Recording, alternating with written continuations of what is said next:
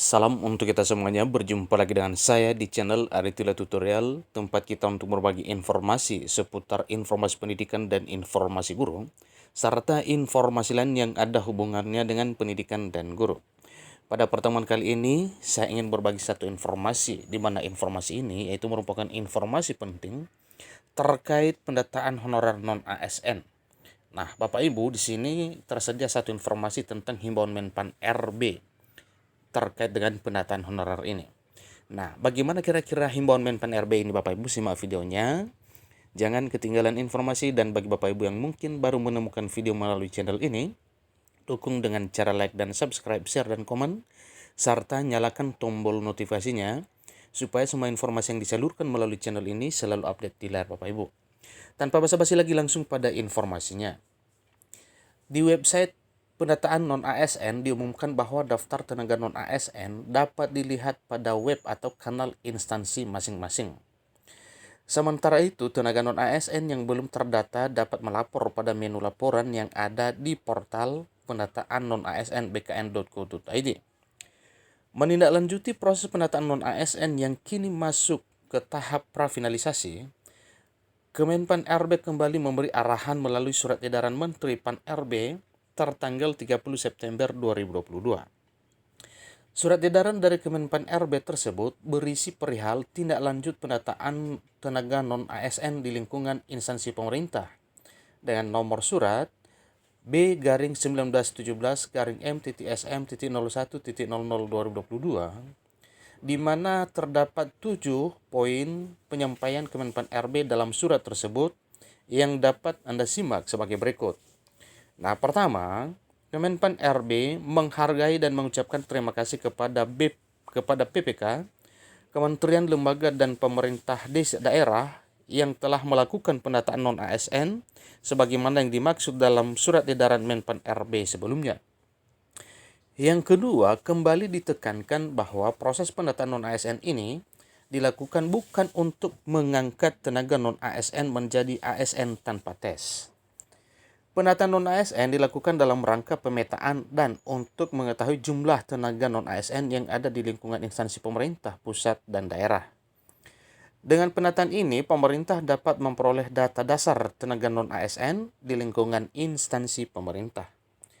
Yang ketiga, data yang telah dihimpun pemerintah melalui input data dalam aplikasi BKN per 30 September 2022, tepatnya pada pukul 07.00 WIB sebanyak 2.113.158 orang, dengan rincian berasal dari 66 instansi pusat dan 522 instansi daerah. Namun, dari yang lebih 2 juta data tersebut, Kemenpan RB menyatakan bahwa masih ada data yang tidak sesuai dengan tercantum dalam surat edaran Menpan RB tertanggal 22 Juli 2022. Nah, ini maksudnya Bapak Ibu, artinya ya dari data yang 2 juta lebih itu ya banyak data yang tidak sesuai dengan surat edaran Menpan RB tertanggal 22 Juli 2022. Nah, tentunya ini ya terkait dengan surat Menpan RB 22 Juli 2022 itu ya tentunya menyangkut persyaratan honorer yang bisa tercover dalam pendataan honorer non-ASN. Keempat, karena hal tersebut Kemenpan RB meminta PPK melakukan beberapa langkah di bawah ini untuk menjaga validitas data dan akuntabilitas pendataan. Pertama, instansi yang telah melakukan input data diminta untuk kembali melakukan verifikasi dan validasi data sebagaimana yang dimaksud dalam surat edaran Menteri Pan RB nomor B-1511-M-SM.01.00/2022. Pastikan bahwa setiap data sudah sesuai dengan ketentuan yang disebutkan dalam surat dari Kemenpan RB tersebut. Untuk meninjau kembali isi surat edaran dari Kemenpan RB, Anda dapat mengunduh melalui link berikut. Ya, jadi linknya itu sesuai dengan apa yang telah disampaikan sebelumnya, ya. Yang kedua, instansi yang belum melakukan input data harus melakukan verifikasi dan validasi data sebelum diinput ke aplikasi penataan BKN.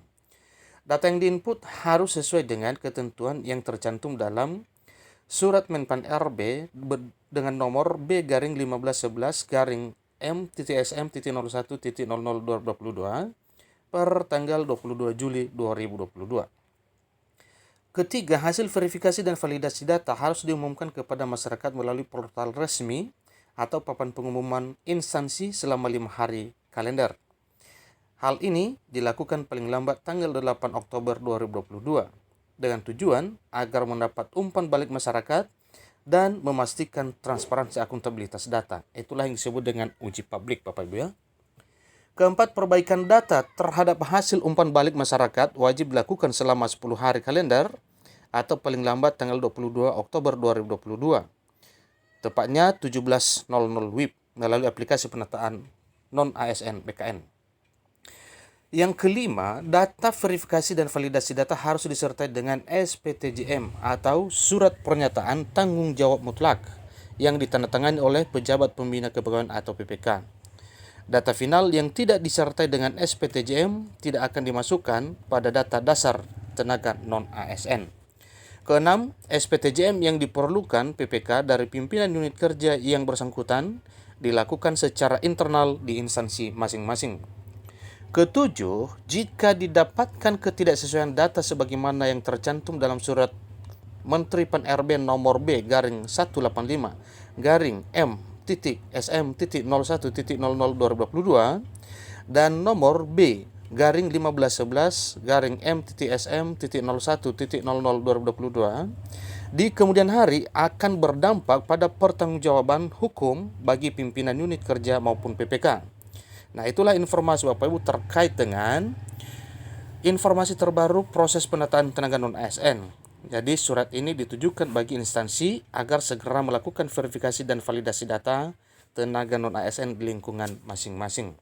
Nah, demikian informasinya Bapak Ibu ya. Ada 7 poin yang merupakan satu kesimpulan ya mengenai penataan honorer non-ASN. Demikian informasinya. Ingat, batas himbauan ini kepada masing-masing daerah atau masing-masing PPK hanya sebatas ya tanggal 8 Oktober. Demikian informasinya, semoga bermanfaat bagi kita semuanya. Sampai ketemu pada video berikutnya. Terima kasih.